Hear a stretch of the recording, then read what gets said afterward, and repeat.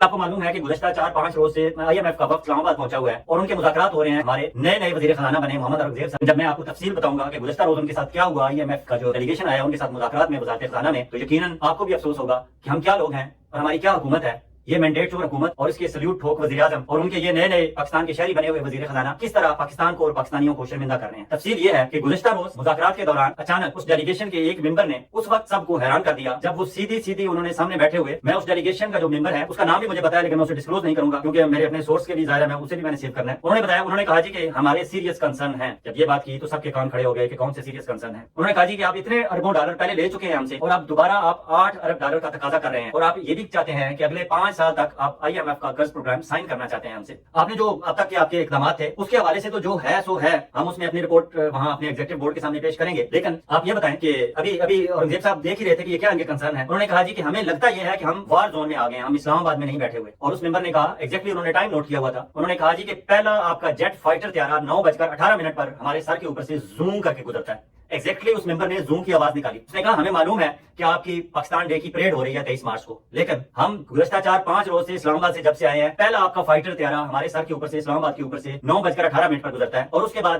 اکا دکا طیارے آتے رہتے ہیں اور پھر 12:30 پر آپ کے باقاعدہ فائٹر طیاروں کی فلیٹ اسلام آباد کے اوپر پروازیں کرنا شروع کرتے ہیں اور آخری آپ کا فائٹر طیاروں کا فلیٹ 2:30 پر اسلام آباد کے اوپر سے گزرتا ہے. آپ کی یہ جو مشقیں ہو رہی ہیں اس حوالے سے انہوں نے کہا کہ ظاہر انہیں یہ لگا کہ یہ اتنا فیول اس پہ ایکسپینس ہو رہا ہے. انہوں نے کہا ہماری آبزرویشن یہ ہے کہ آپ اپنی اس پریڈ پر اتنا خرچ کر رہے ہیں, آپ بچت خاک کریں گے. ایگزیکٹلی یہ لب و لہجہ تھا ان کا. آپ ہمیں بتائیں کہ آپ اپنے ڈیفینس اخراجات کیسے کم کریں گے. اب جب یہ کوشچن ہوا اورنگزیب صاحب نے پہلو بدلا, لیکن ان کے پہلو بدلنے سے پہلے انہوں نے کہا آپ پاکستان کے عوام کے نام پر ہم سے اربوں ڈالر لیتے ہیں اور اس کا بڑا حصہ آپ کی ڈیٹ سروسنگ مطلب قرضوں کی سود کی ادائیگی اور قرضوں کی واپسی اور انہیں ریسک اسکیجولنگ کے اس میں اور ڈیفینس کے ایکسپینسز پر آپ کا خرچ ہو جاتا ہے. انہوں نے کہا آپ ہمیں یہ بتائیں کہ گزشتہ 6 ماہ کے دوران آپ نے عوام کی بہتری اور فلاح کے لیے کیا کیا. آپ عوام کے نام پہ پیسہ لیتے ہیں لیکن آپ کے اخراجات یہ ہیں جو ہم دیکھ رہے ہیں گزشتہ 4-5 دنوں سے. ہم نے بورڈ کو جا کر آپ کے بھی آپ پہ پریزنٹیشن دینی ہے, تو اس لیے ہمیں کچھ تفصیلات چاہیے آپ سے. انہوں نے پہلے تو ڈیفینس اخراجات کی بات کی, مزید آگے ایلیبوریٹ کیا. انہوں نے کہا کہ ہمیں 2 دن کے اندر یہ تفصیلات فراہم کریں کہ آپ کے پاس کل کتنے سپاہی ہیں آپ کی فوج میں, کتنے آفیسر ہیں, کتنے جرنیل ہیں, کتنے جرنیل GHQ میں بیٹھتے ہیں اور کتنے جرنیل آپ کے فیلڈ میں ہوتے ہیں. بات یہاں نہیں رکی, انہوں نے بات اس سے آگے بڑھائی. انہوں نے کہا آپ ہمیں یہ بتائیں کہ آپ کے ایک سپاہی پہ پر ڈے کتنے اخراجات آتے ہیں, آپ کے ایک آفیسر پہ پر ڈے کتنے اخراجات آتے ہیں اور آپ کے ایک جرنیل پر ڈے کتنے اخراجات آتے ہیں. یہ تفصیلات مانگی ہیں انہوں نے.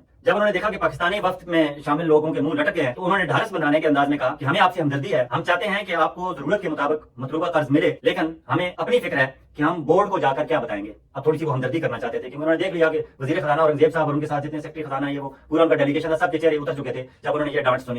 میرا سورس یہ بتاتا ہے, موجود تھا وہاں سورس میرا. انہوں نے کہا بھرم رکھنے کے لیے انہوں نے یہ کہا کہ آپ کے حالات اور اقدامات ہماری مینجمنٹ کے لیے کنونسنگ نہیں. مطلب یہ تھا کہ ہم کنونس نہیں. اور اس کے بعد کیا ہونا تھا, اس کے بعد دوڑنے لگے وزارت خزانہ کی, وزارت دفاع کی, جہاں سے یہ ڈاٹا آنا تھا, اور پھر پرائم منسٹر سیکریٹریٹ میں وہاں بیٹھے ہوئے جو اسپیشل انویسٹمنٹ فیسیلیٹیشن کونسل والے ہیں, آپ کو پتا ہے وہاں جرنیل بھی بیٹھے ہوئے ہیں, بریگیڈیئر بھی اور کرنل بھی, بات ان تک کیجیے. اور یہ ساری report prime minister of Pakistan جو مینڈیٹ چور حکومت کے سلیوٹ ٹھوک پرائم منسٹر ہیں ان تک بھی پہنچ گئے کہ حضور آپ کے جتنے سلوٹ اور جتنی آپ کے خوش آمدانہ لب و لہجہ ہے وہ کام نہیں آیا. یہ جو فائٹر طیارے روزانہ اوپر سے زوم کر کے گزر رہے ہیں, اس زوم کی آواز نے IMF کے ڈیلیگیشن کو زج کر دیا ہے اور اب وہ پورے اخراجات ہم سے مانگ رہے ہیں کہ آپ کے ڈیفینس اخراجات کتنے ہیں, حتیٰ کہ انہوں نے ایک سپاہی اور ایک جرنیل اور ایک آفیسر پر اخراجات اٹھنے والے اخراجات کی تفصیل مانگ لی ہے. اب ہم نے یہ 2 دن کے اندر انہیں تفصیل دینی ہے اور تفصیل نہیں دیں گے تو انہوں نے یہ تو کہہ دیا کہ ہماری مینجمنٹ کنونس نہیں ہوگی. بیسیکلی وہ کنونس نہیں ہے اور وہ لٹرلی تپے بیٹھے ہیں.